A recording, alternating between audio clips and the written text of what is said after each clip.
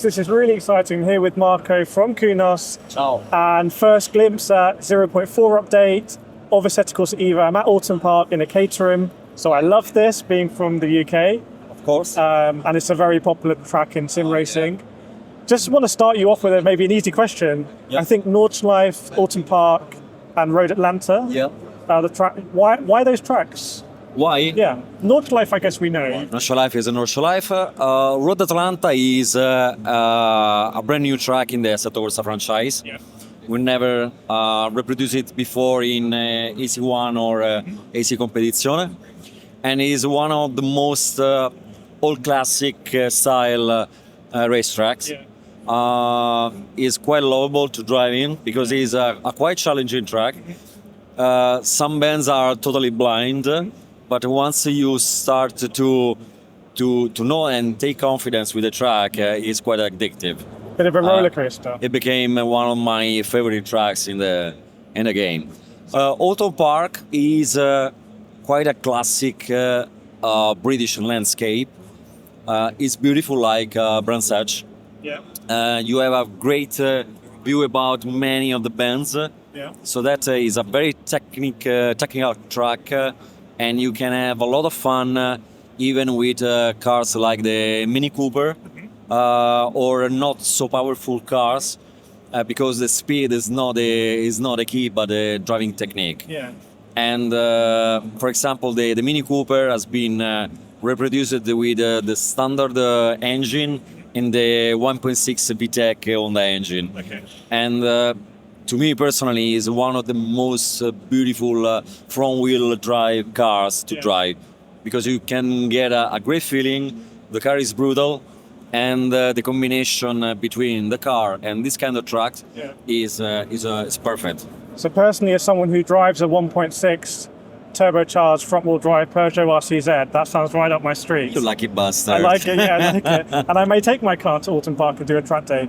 And that gets me on to what I want to talk about, which is it's the first time really with you since last year at the Expo. Mm-hmm. I've had a chance to ask about what is the soul, what is the philosophy of EVO as a game, as a concept. Okay. Because we know Assetto Corsa, the original one, meant so many, let's say, different things to many people. Yeah. So for example, when I started doing some track days, I will practice in Assetto Corsa. I will actually use my race logic telemetry and compare. Okay. And when I'm hot lapping, like with my friends I brought here, we will all compare in Assetto Corsa. So for me, for time trialing, hot lapping, like perfection really. Okay. But then the people who, with the the maps and the mods, open world, free roam, doing the highways and the canyons. Yeah. So what is happening? Yeah. So and then you also have in virtual reality. A lot of people say Assetto Corsa virtual reality great experience. How did you decide to bring all these into EVO? And is it difficult to I think it has been difficult to prioritize, I suspect. Yeah. But how do you do that? Well, actually, we try to make too many things at the very same time with EVO.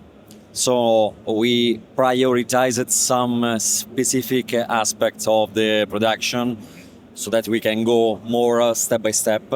Also in terms of the roadmap, because we want to bring simulation part before than anything else. Yeah. The point is that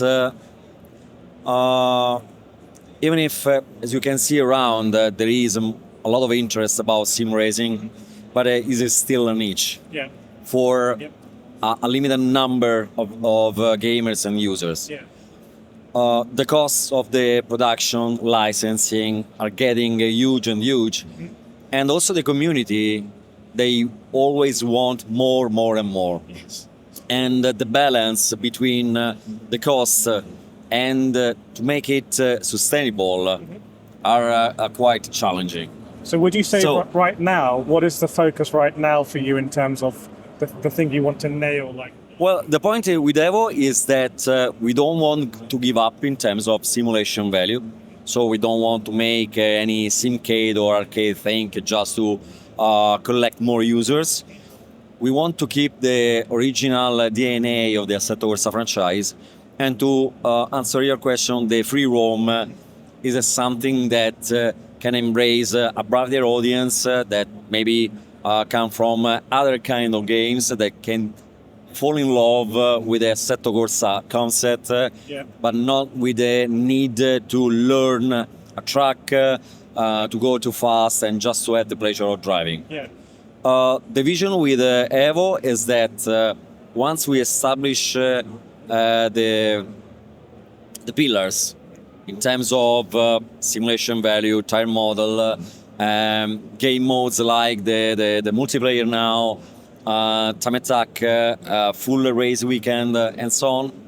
Once we make sure that all the pillars are there, we'll be focused on the rest. It could be the game economy, the free roam that will come next year, and so on. So we wanted also to optimize the software infrastructure, because the engine, the rendering, and also the software architecture of Evo is totally different from AC1 or ACC. And since it's quite an innovative product, it's not just a remake of AC1, we need to optimize all the software infrastructure that is under the hood, so that we can also, in terms of development at Kunos, we can be more efficient, more effective in the way how we provide new updates, new cars and tracks. Do you think the reception of the community now has been different to Assetto Corsa and Assetto Corsa Competizione in terms of maybe patience or expectations, or let's just say hype? Do you think things are hyped too much now, maybe? Well, the hype about Evo was has gone beyond any possible expectations. Also, here at the Sim Expo, we had the confirmation that a lot of people, they are waiting for they are hungry to get the free roam. We are working on it. In terms of what you can expect from Evo in terms of car handling, feeling, and so on, we are pushing the physics, the sounds to our boundaries, to our limits, in order to make the community happy, because Assetto Corsa is everything about the simulation. So I can tell you from my perspective, as someone who's been playing this since day one of early access and every update. For me, I like playing Assetto Corsa EVO to experience a connection between me, a car, and a track.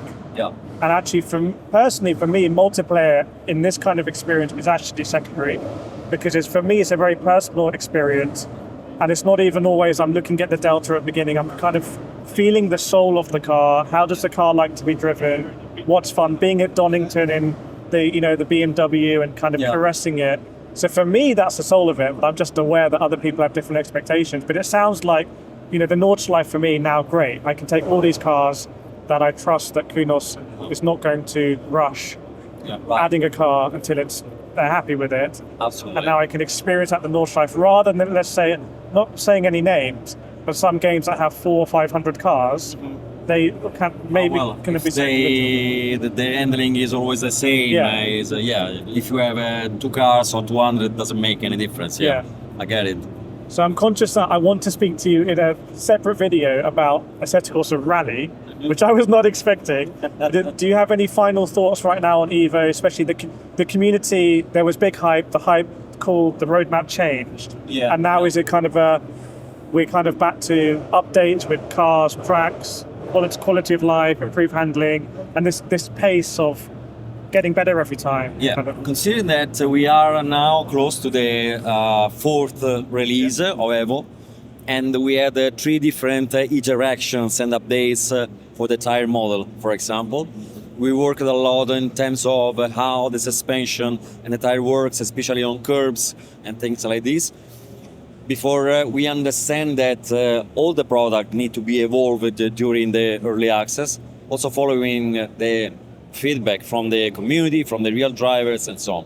So it's a process that actually never ends. Even the 1.0 at the end is just a number, because for AC1 we continue to update and keep updated the game for 4 years, with Competizione for 6 years.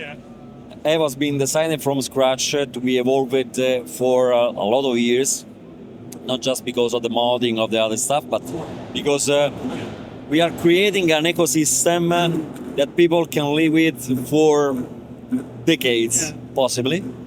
And we try We can hear it, it's fine. Yeah, we try to. We never stop the R&D process in any single aspect. It's not finished. Never. Yeah, okay. Because there is always an evolution. And when we see that we have a margin for improvement, even for the sounds, for example, we don't give up about that. We have some cars that were already included in the first early access release. Their sound have been updated twice because when we see that we can get more data from the physics, we can also provide a sound that is more immersive. Okay. This is what is meant to be the early access. It's not a product where, it's not a process where if you release a car in the early access, then you keep above the rest, but the car is done, okay, goodbye.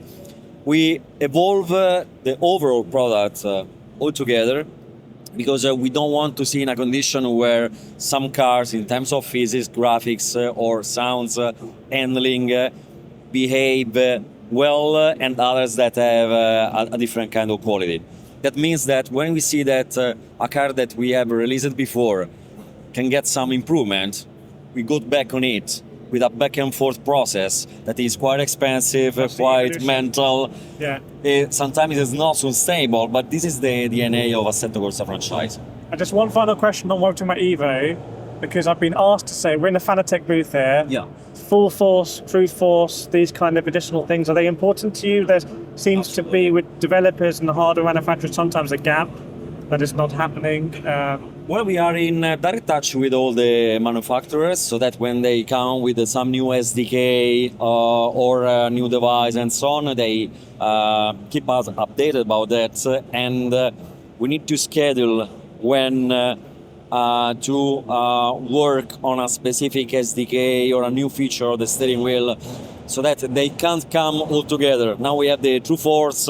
For example, with Logitech, we have another system for Fanatec and THRUSTMASTER as well, not to mention all the other manufacturers. So, like we are in a factory, we need to schedule the way how we can work. No, it's not definitely not like that.